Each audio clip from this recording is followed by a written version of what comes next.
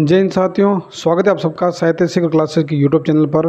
आज इस वीडियो में बात करने वाले हैं जो भी साथी बीएड कर चुके हैं या फिर बीएड कर रहे हैं उनके लिए वीडियो बहुत खास होने वाला है। इसलिए खास होने वाला है क्योंकि बीएड करने के बाद आपके सामने केवल एक ऑप्शन होता है, वो होता है टीचर बनने का। बहुत सारे साथी ऐसे हैं जो बीएड कर चुके हैं, बीएड करने के बाद वह बेरोजगारी का दंश झेल रहे हैं क्योंकि बीएड करने के बाद नॉर्मली किसी से बातचीत करते हैं कि क्या करा है, बीएड करता है तो लोग उसे समझते हैं कि इसने तो कुछ किया ही नहीं अपनी लाइफ में। बीएड करने का मतलब लोगों की दृष्टि में एक अपनी इज्जत कम हो जाती है लोगों के दृष्टिकोण से। तो मेरा ये कहना है कि जो बीएड कर चुके हैं उनके लिए खास मौका है, विशेष मौका आ रहा है राजस्थान में जो है। विशेषकर राजस्थान के अभ्यर्थियों के लिए ये कहना चाहूँगा कि स्कूल लेक्चरर, सिंह ग्रेड और रीड की वैकेंसी निकलने वाली है। जो भी साथी बीएड कर चुके हैं इस मौके को अपने हाथ से न गंवाएं, वरना बाद में ये कहोगे कि बीएड करके मैंने अपना जीवन बर्बाद कर लिया। वैसे लोगों के दृष्टिकोण में ये होता है कि जो भी बीएड कर रहा है वो अपने जीवन को बर्बाद ही कर रहा है, क्योंकि बीएड करने वाला अभ्यर्थी किसी भी प्राइवेट सेक्टर में या गवर्नमेंट सेक्टर में अगर सिलेक्शन नहीं ले पाते तो प्राइवेट सेक्टर में जाता है, किसी प्राइवेट स्कूल में पढ़ाने जाता है तो उसे क्या सैलरी दी जाती है? बीएड करने वाले की क्या इज्जत होती है? 3,000, 4,000, 5,000 रुपये में सैलरी देते हैं। भले ही आप में कितनी ही योग्यता क्यों ना हो, भले ही आप अपने विद्यालय जीवन में या कॉलेज जीवन में कितने ही टैलेंटेड प्रतिभाशाली रहे हों, लेकिन प्राइवेट सेक्टर में जाओगे, प्राइवेट स्कूल में जाओगे तो आपको दी जाएगी केवल 5,000, 6,000 की सैलरी। भले ही आप योग्यता रखते हैं असिस्टेंट प्रोफेसर बनने की, लेकिन जब तक आप गवर्नमेंट जॉब नहीं लगोगे तब तक आपकी डिग्री कोई मायने नहीं रखती है। बीएड करना, आजकल बीएड करना एक प्रकार से खुद की ज़िंदगी को बर्बाद करना हो गया है, क्योंकि बीएड में इतनी भीड़ हो चुकी है और लोग जो है बीएड करने के बाद बहुत सारे ऐसे साथी हैं जो जिनकी एज 35-40 प्लस एज है, 30 साल प्लस एज है, बीएड कर चुके हैं, उनका सिलेक्शन नहीं हुआ है। तो उनसे पूछिए कि बीएड करने के बाद लोगों की किस तरह लोग क्या क्या बातें कहते हैं, क्या क्या कमेंट कहते हैं। तो जो भी साथी अभी नए साथी हैं जो बीएड कर रहे हैं या फिर जो बीएड कर चुके हैं उनके लिए मैं ये कहूँगा कि अब मौका है, जी जान से लग जाइए। केवल एक ही नहीं, केवल राजस्थान में नहीं, भले ही आप किसी भी, जैसे मान लो एमपी में, यूपी में, कहीं भी डीएसएसबी की, टीजीटी की, पीजीटी की कई भी फॉर्म निकले, फॉर्म भरिए, तैयारी करिए और सिलेक्शन लीजिए। वरना जो है बीएड करके पूरी ज़िंदगी भर पछताना पड़ेगा आपको कि बीएड किया था, उसमें 2 लाख 1.5 लाख का खर्चा भी आया, पैसे भी लगाए, समय भी दिया और उसके बाद केवल टीचर एक ऑप्शन रह गया, उसकी तैयारी की और सिलेक्शन नहीं हुआ और आज फिर जीवन भर बेरोजगारी का दंश झेलना पड़ेगा। तो साथियों तैयार हो जाइए, कमर कस लीजिए। भले ही किसी भी एग्ज़ाम, किसी भी डिस्ट्रिक्ट का एग्ज़ाम हो, मतलब किसी भी स्टेट का एग्ज़ाम हो, भले वो एमपी का हो, यूपी का हो, सब जगह फॉर्म अप्लाई कीजिए। अगर विशेषकर आप हिंदी से तैयारी कर रहे हैं, अगर लेक्चरर की तैयारी, मतलब हिंदी की तैयारी कर रहे हैं हिंदी से, तो हिंदी तो ऊपर जैसे मध्य प्रदेश हो गया, उत्तर प्रदेश हो गया और अपने जो राजस्थान हो गया, इनमें लगभग सब जिलों में, हरियाणा हो गया, अगर यहाँ स्टेट की तैयारी करते हैं टीजीटी, पीजीटी या और भी, तो हिंदी का तो सिलेबस सेम ही होता है। तो अब आपके पास समय ज़्यादा नहीं है। वर्तमान में बहुत बड़े पदों पर वैकेंसी राजस्थान में निकलने वाली है। और बात करें और भी जैसे टीजीटी पीजीटी की, तो वहाँ भी बहुत बड़े पदों में वैकेंसी आने वाली है। तो लग जाइए और आखिरी मौका है, इसे हाथ से मत जाने दीजिए। बीएड करने वाले अभी एक साथी हैं जिनका मेरे फ़ोन आया था, वो बोल रहे थे कि सर मुझे जो है उत्कृष्ट क्लासेज में जो है पढ़ाने का ऑफ़र मिल रहा है और मैं वहाँ पढ़ाऊँगा तो मुझे लगभग अच्छी सैलरी मिल जाएगी। और तो वो बोल रहे थे कि मुझे लेक्चर की तैयारी करनी चाहिए या नहीं करनी चाहिए, क्योंकि उनकी एज जो है 35 प्लस है और उनके घर की जिम्मेदारियाँ भी उनके ऊपर है। लेकिन ये एक मीठा ज़हर होता है, ये बात आप नोट कर लीजिए। जो बीएड करते हैं और बीएड करने के बाद जो प्राइवेट जॉब करने लग जाते हैं, कई साथी ऐसे होते हैं, चलो मानते हैं कि घर उनकी मजबूरी होती है ना, घर की कंडीशन ऐसी होती है कि उन्हें करना पड़ता है। कई शादीशुदा होते हैं, उनके ऊपर परिवार की, अपनी बच्चों की जिम्मेदारियाँ हो जाती है, तो उन्हें करना पड़ता है काम। लेकिन काम को इतना महत्व मत दीजिए। वर्तमान में जो अगर आपके सामने वैकेंसी आने वाली है तो मैं आपसे यही कहूँगा, मैंने उनसे यही कहा था जबकि उनके पास अच्छा ऑफर था, मैंने उनसे ये कहा था कि अपने स्वविवेक को काम में लीजिए और इस मौके को हाथ से मत जाने दीजिए। वरना पूरी ज़िंदगी जो है प्राइवेट, अगर मान लो अगर आप गवर्नमेंट जॉब में नहीं जाते हो तो फिर पूरी ज़िंदगी तो आपको प्राइवेट काम करना ही है, प्राइवेट जॉब करनी है। उसके अलावा आपके पास कोई ऑप्शन नहीं है। आप प्राइवेट स्कूल में, कोचिंगों में पढ़ाओगे, 10,000 20,000 में आपको अपनी ज़िंदगी निकालनी पड़ेगी।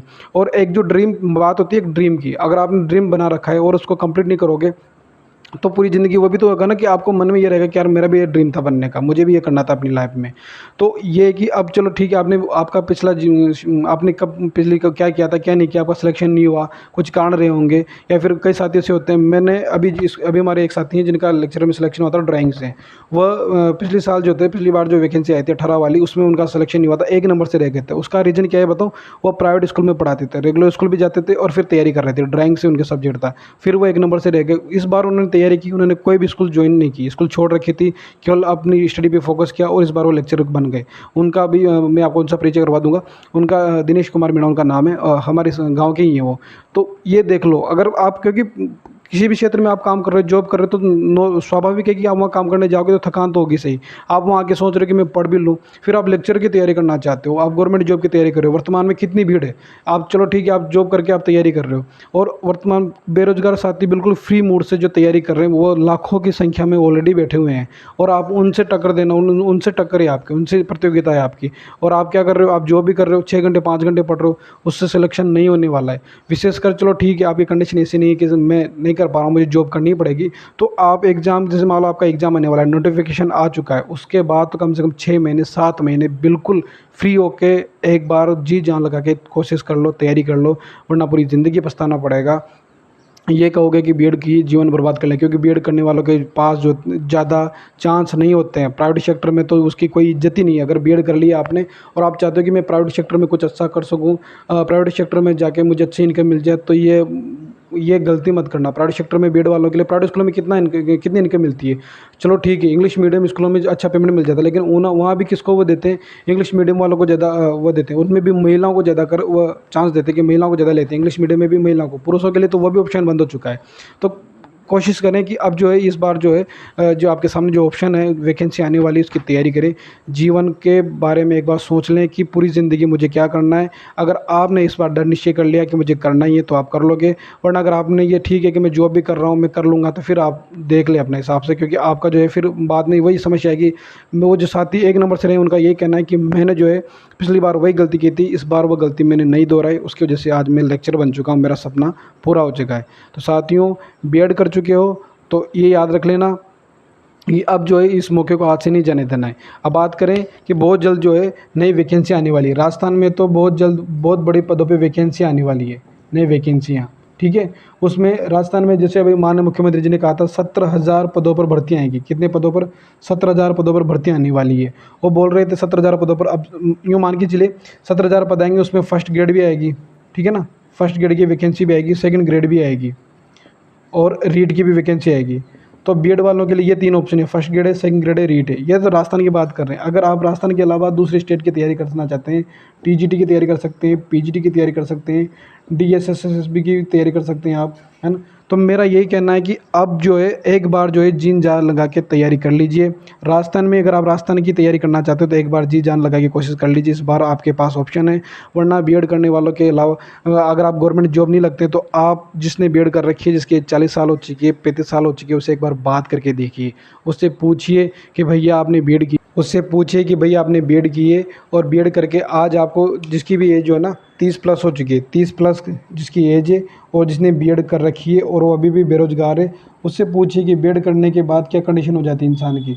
नॉर्मली जब आप खुद देखिए, जिसने भी जो बीएड कर रहा है ना उससे पूछिए, लोग पूछते हैं कि क्या कर रहे हो, क्या बीएड कर रहा हूँ, तो लोगों का जो आगे वो कुछ पूछते नहीं है। उन्हें पता है कि बीएड करने के बाद बीएड में इतनी भीड़ है कि लोग सिलेक्शन होना बहुत ही मुश्किल हो जाता है, और उसमें भी फिर जिसकी 30+ हो चुकी है, जो 2-3 बार एग्जाम दे चुका है, उसका सिलेक्शन नहीं हुआ है, तो फिर किस तरह वो समाज में, सोसाइटी में सर्वाइव कर रहा होगा, उसकी कंडीशन वही जानता है। इसलिए आप सभी से मेरा ये निवेदन है, फर्स्ट ग्रेड की वैकेंसी आने वाली है, सेकंड ग्रेड की वैकेंसी आने वाली है, रीट की वैकेंसी आने वाली है, तैयारी करना स्टार्ट कर दीजिए, बहुत बड़े पदों पर आएगी। और साहित्य क्लासेस पर जो है जो सेकंड पेपर होता है अपने हिंदी का, फर्स्ट ग्रेड का, सेकंड ग्रेड का, और रीट में जो व्याकरण और मनोविज्ञान आती है उसका पूरा कोर्स निःशुल्क जो है साहित्य शिखर क्लासेस पर करवाया जाएगा।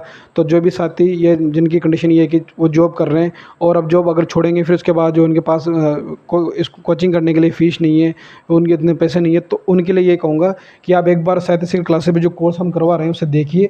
फर्स्ट ग्रेड का और सेकंड ग्रेड का जो कोर्स है, सेकंड पेपर जो होता है उसमें जो जो भी टॉपिक्स शामिल है पूरे टॉपिक कंप्लीट करवाए जाएंगे, एक भी बिंदु नहीं छोड़ा जाएगा, पूरा कंप्लीट कोर्स करवाया जाएगा। अगर आप गंभीर रूप से तैयारी करेंगे, सीरियस रूप से तैयारी करेंगे, तो ये पूरे के पूरे मैं नोट्स बनवा रहा हूँ आपको, एक एक topic to the point notes बनवा रहा हूँ। उन सारे नोट्सों को जो है अगर आप नोट्स बना लेते हैं साथ के साथ, तो ये मान के चलिए कि आपका जो है ना 90% जो प्रश्न है हिंदी साहित्य के पेपर के, उसी में उन नोट्सों में से आ जाएंगे। इसके अलावा आपको 1-2 बुक और 1-2 किताबें जो है ऑथेंटिक बुक और पढ़नी है। जैसे बात कर सकते हैं, हमने एक सरस्वती पांडे वाली पुस्तक आती है, सरस्वती पांडे जी की पुस्तक आती है, ये किताब आप एक किताब ये ले लीजिए।